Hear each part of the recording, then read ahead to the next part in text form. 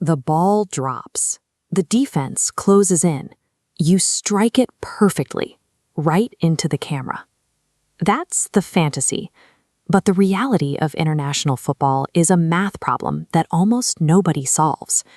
Look at the sheer volume of history. 92 years, 22 global tournaments, thousands of matches played by hundreds of competing nations, yet only 8 countries have ever actually lifted the trophy. This diagram illustrates exactly how brutal that bottleneck is. Hundreds of national flags enter the top of this funnel, representing golden generations and tactical brilliance from historical powerhouses like the Netherlands and Hungary. But by the time they reach the bottom, only 8 solid nodes drop out. Raw talent alone cannot navigate this bottleneck. It requires a distinct strategic blueprint. Nations must commit to a singular philosophy: the systems, collective will, or individual genius. Winning a World Cup requires a methodology that shatters the tournament's inherent parity. Either calculate the game to death, overwhelm it with emotion, or rely on absolute magic. We start with the cold logic of the systems. In the 1930s, Italy built a strict tactical framework called the metodo. They layered heavy defensive discipline underneath fluid attacking movement, creating a structure that opponents simply couldn't decipher. Germany perfected this approach across their 4 titles. They reached knockout stages with mechanical reliability, avoiding the emotional highs and lows of the tournament. They endure matches, grinding down the opposition until a mistake eventually appears.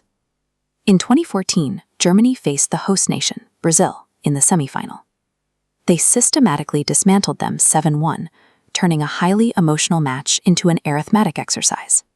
It remains the absolute peak of ruthless efficiency. 4 years earlier, Spain applied a different kind of math. Their tiki-taka philosophy relied on short passes and relentless positional movement. They suffocated opponents by keeping the ball, controlling matches entirely through possession rather than relying on physical power. That possession model meant Spain navigated the entire tournament in South Africa without conceding more than 1 goal in any knockout match, culminating in a tense 1-0 victory against a physical Dutch side. The machine blueprint works because it strips the chaos out of a chaotic sport. By systematically removing chance, these nations beat their opponents through pure calculation. But tactical perfection is hard to maintain. Some teams bypass it entirely, riding a wave of environmental momentum, historical weight, and a unified national identity. Uruguay are the original overachievers. In 1950, a country of fewer than 3 million people faced Brazil in front of nearly 200,000 hostile fans. They relied on immense collective courage to win 2-1, creating the legendary Maracanazo. England capitalized on home soil destiny in 1966. Anchored by the strict discipline of Captain Bobby Moore, they channeled the massive expectations of the crowd at Wembley to secure their solitary title. France developed a modern variation of this blueprint. In 1998 and 2018, they drew on their deep immigration networks, channeling that diverse, multicultural energy into a unified, tactically intelligent force. When a squad operates as a single, emotionally unshakable entity, they generate a corrective will that overrides whatever tactical deficits they might have on paper.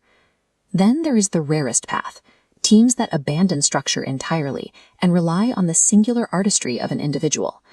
Across 5 titles, Brazil deployed players who could single-handedly dismantle defenses with pure creativity. They introduced the world to jogo bonito, turning the sport into a global art form.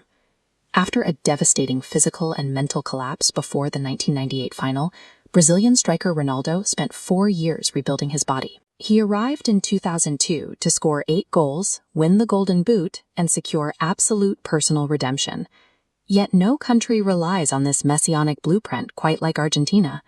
In a single 1986 match against England, Diego Maradona executed the audacious Hand of God punch, and exactly 4 minutes later beat 5 players for the goal of the century.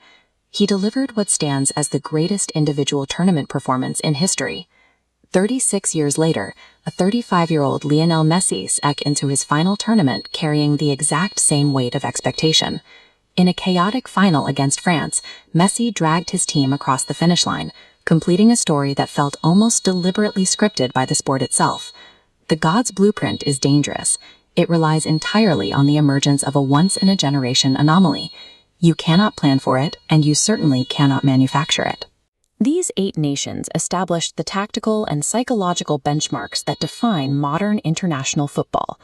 Their specific blueprints provided the frameworks that every other country now studies to compete at the highest level. The 2026 tournament across North America presents the first opportunity to see if these established frameworks can be breached in a new era. Portugal arrives with a massive generation of talent. The Netherlands are desperate to end decades of near misses. Morocco enters fresh off a historic semifinal run, while the United States prepares to finally harness their booming domestic football culture on home soil. This chart shows the collision course. The historical metrics of those 8 immortal nations stand as massive, immovable pillars in the center, while a rapid swarm of new data points from the 2026 challengers approaches their thresholds. As the tactical gap globally continues to narrow, the question remains, will a 9th nation finally forge a new blueprint, or will the doors to this exclusive club remain locked forever?